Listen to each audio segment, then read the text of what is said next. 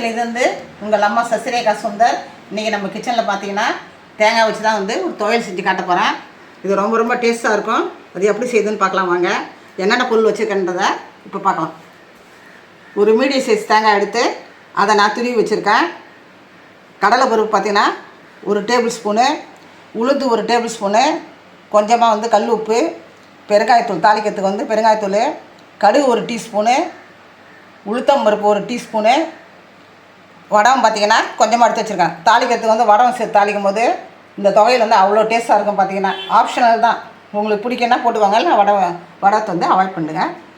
ஒரு 8 காஞ்ச மிளகா, கொஞ்சமாக புளி, கருவேப்பிலை, சின்ன துண்டு இஞ்சி கட் பண்ணி வச்சுருக்கேன். எப்படி சேர்த்துன்னு பார்க்கலாம் வாங்க. அடுப்பத்தை வச்சாச்சு. அது மேலே நம்ம வானல் வச்சுருக்கோம். நல்லா காஞ்சிட்டு பார்த்திங்கன்னா கொஞ்சமாக எண்ணெய் ஊற்றி தாளிச்சிக்கலாம். முதல்ல இந்த சட்னிக்கு தேவையான அளவுக்கு கடுகு தோப்பு எல்லாத்தையும் நம்ம தாளிச்சு எடுத்துக்கலாம். எண்ணெய் நல்லா காஞ்சிடுத்து. இப்போ நம்ம கடுகு தோப்பு ஆட் பண்ணிக்கலாம். இல்லை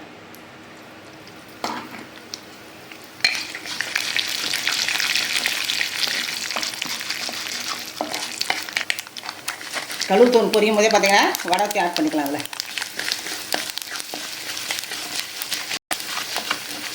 கொஞ்சமாக கருவேப்பிலை,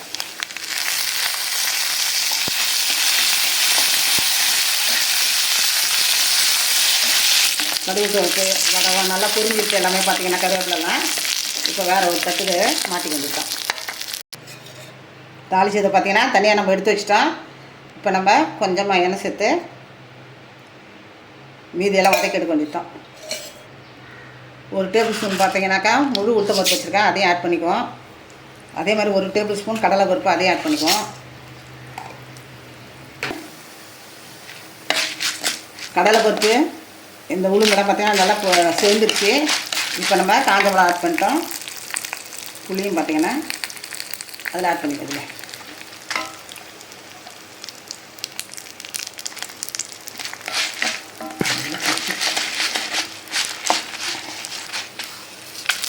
இப்போ அதில் போட்டுக்குவோம்.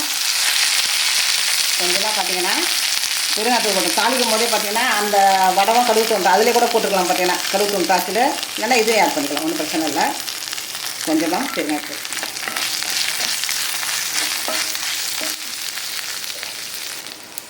கொஞ்சம் இஞ்சி இதே ஆட் பண்ணிக்கலாம்.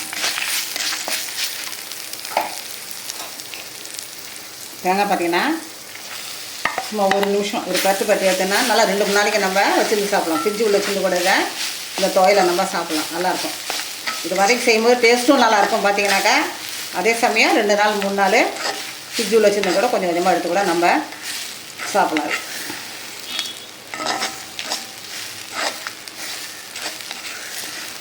தேங்காய் பார்த்தீங்கன்னாக்கா 1 நிமிஷம் வதக்கியாச்சு. இப்போ நான் கேஸ் ஆஃப் பண்ணிட்டேன். ஒரு 2 நிமிஷம் ஆற விட்டு மிக்சியில் போட வேண்டியது தான். தேங்காயெல்லாம் பார்த்தீங்கன்னாக்கா நல்லா ஆறிடுச்சு. மிக்ஸி ஜார்லையும் போட்டேன். இப்போ அரைக்க வேண்டியது தான். நல்லா மசிஞ்சிட்டு இப்போ அந்த தாளிச்சதை நம்ம இதில் ஆட் பண்ணி வேண்டியது தான். பார்த்தீங்கன்னா இந்த வடவும் கடுகு போட்டு கருவேப்பிலை இதை போட்டு ஒரு ஓட்டி வேறு ஒரு நான் பாத்திரத்துக்கு மாற்றி காட்டுறேன். இன்றைக்கி நம்ம அனீஸ் கிச்சனில் பார்த்தீங்கன்னா தேங்காய் வச்சு தான் நான் துவையல் செஞ்சுருக்கேன். ரொம்ப அட்டகாசமான டேஸ்ட்டில் இருக்கும். பார்த்தீங்கன்னாக்கா இதே அளவில் நீங்கள் செஞ்சு பாருங்கள். செஞ்சு பார்த்தீங்கன்னா சூப்பராக இருக்கும். பார்த்தீங்கன்னா சாம்பாருக்கும் தொட்டுக்கலாம், இதை நம்ம ரச சாதத்துக்கும் தொட்டுக்கலாம், தயிர் சாதத்துக்கும் தொட்டுக்கலாம், இட்லி தோசை எதுக்கு வேணால் நம்ம இந்த தேங்காய் துவையல் தொட்டுக்கலாம். இன்றைக்கி வந்து நம்ம கிச்சனில் பார்த்தீங்கன்னா இட்லி தான் சுட்டு வச்சுருக்கேன். இட்லிக்கு பார்த்தீங்கன்னா சூப்பராக இருக்கும் இந்த தேங்காய் துவையல். பார்த்தீங்கன்னா நீங்கள் செஞ்சு பாருங்கள். செஞ்சு பார்த்துட்டு எனக்கு கமெண்ட்ஸில் சொல்லுங்கள். லைக் பண்ணுங்கள், ஷேர் பண்ணுங்கள், கமெண்ட் பண்ணுங்கள். மறக்காமல் என்னுடைய அனீஸ் கிச்சனுக்கு சப்ஸ்கிரைப் பண்ணுங்கள். தேங்க்யூ.